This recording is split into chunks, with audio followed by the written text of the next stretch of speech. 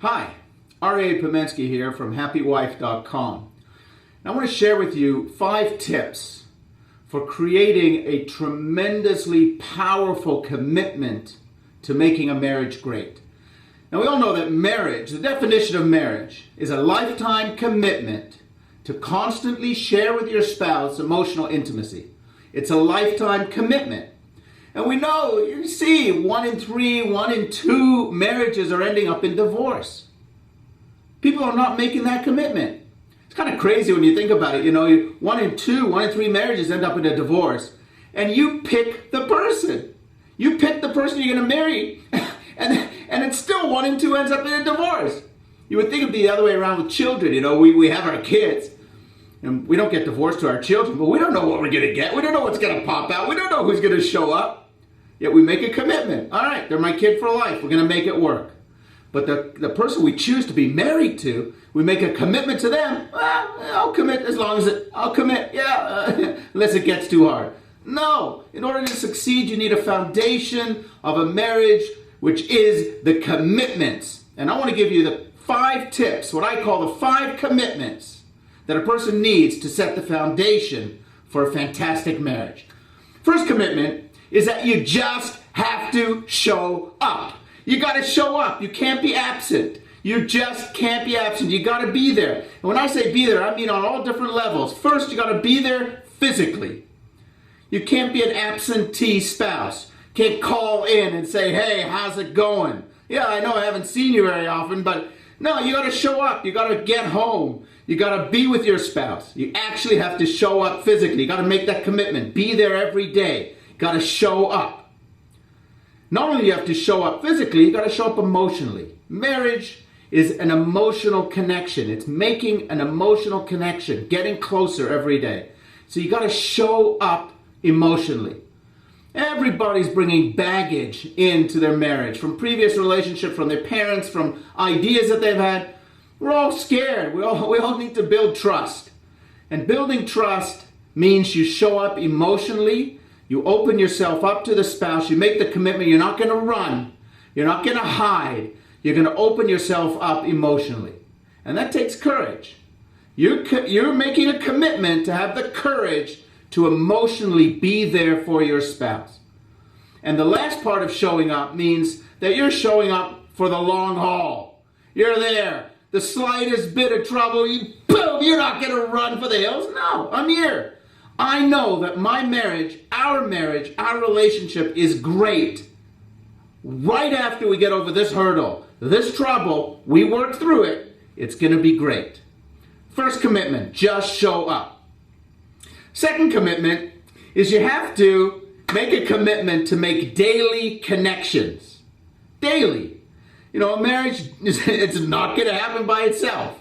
It's just not going to happen by itself. You need to show up. You need to show up. You can't take days off. Every day you have to make a commitment that today I'm going to feel closer to my spouse. Today I'm going to make them feel closer to me. I have something I call the 2-week marriage syndrome. You know what it's like? You know, a 2-week marriage.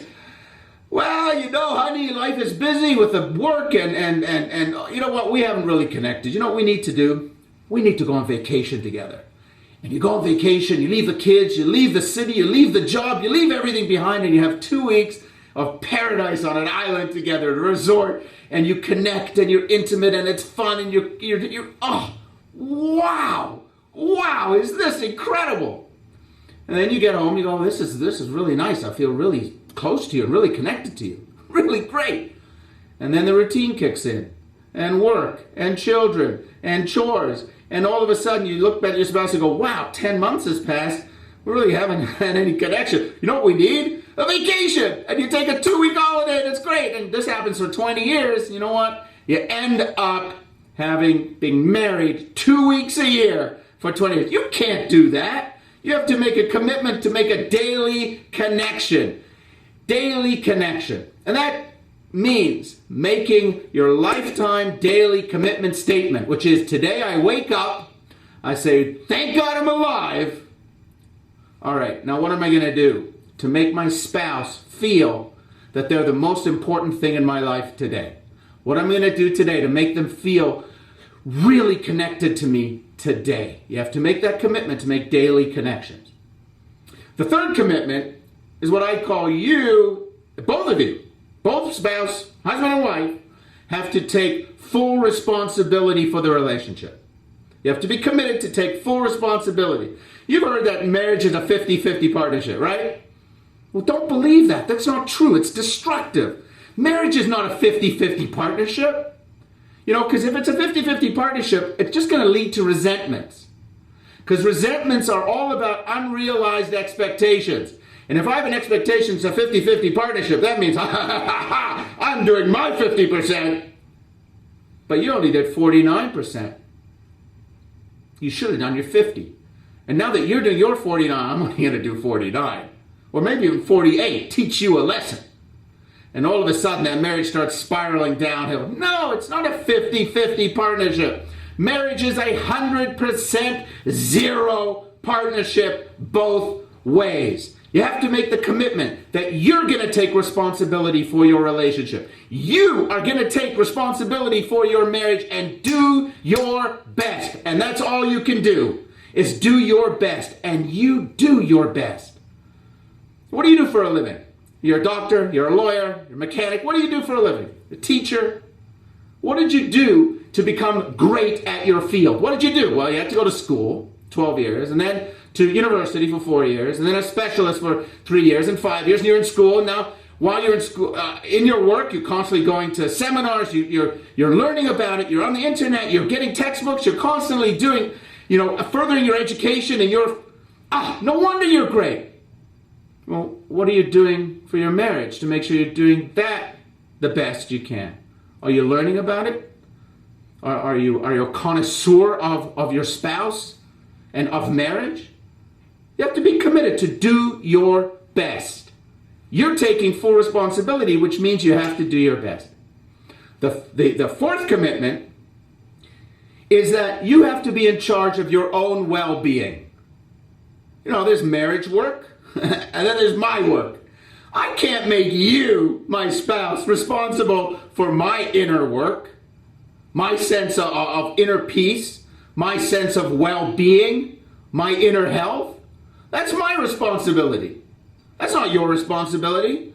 If you're in a relationship and you have a toxic mind, you haven't worked through your personal issues. It's kind of like a person who lives in a toxic dump, that the ground is seeping with this toxic waste. And he goes to his doctor, he says, I just don't feel good. I'm not feeling great. The doctor says, well, you know what you need to do? You need to diet. You need to exercise.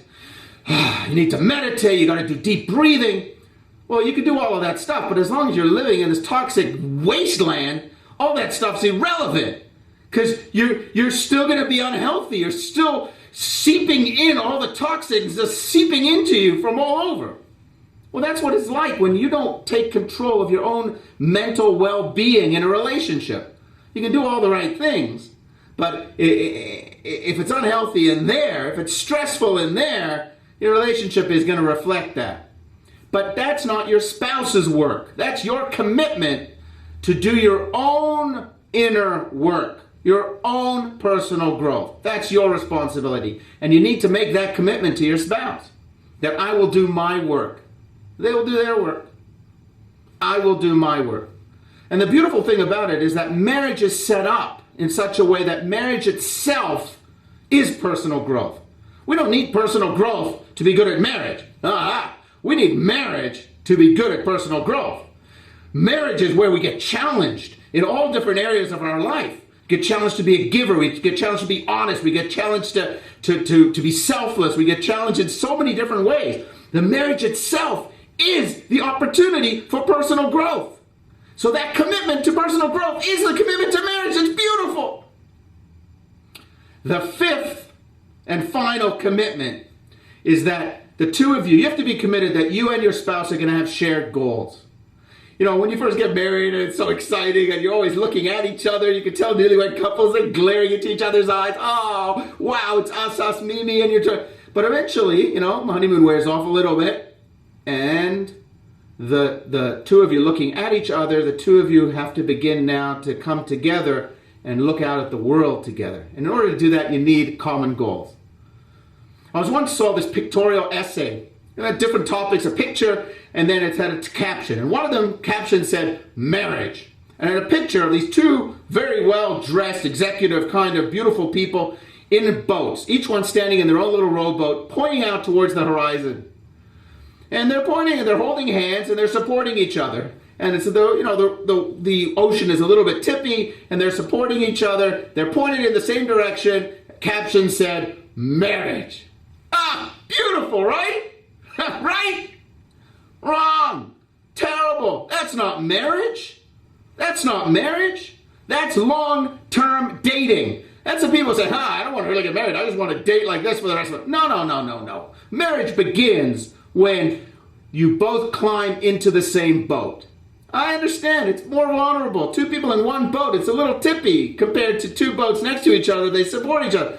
But that's marriage. Is the two of you make a commitment to climb into the same boat, even though it's vulnerable, even though it can be scary. Of course we know that.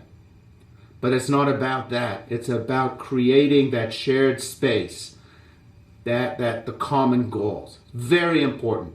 See, there are three parts to every relationship.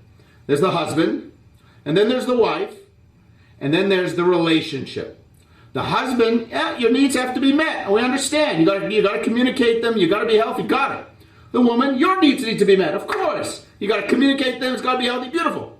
But then there's this third thing called a relationship. And the relationship also has needs. The relationship also has a life of its own. And the both of you need to have a shared goal that you can both look at this thing called relationship and give the relationship what it needs. Give the relationship what it needs. And if you do that and you make sure that the two of you are focused on creating a beautiful, healthy relationship, that's your commitment. So let's review. You need these 5 commitments to build a foundation for your marriage that you can start building your marriage on. Number 1, just show up.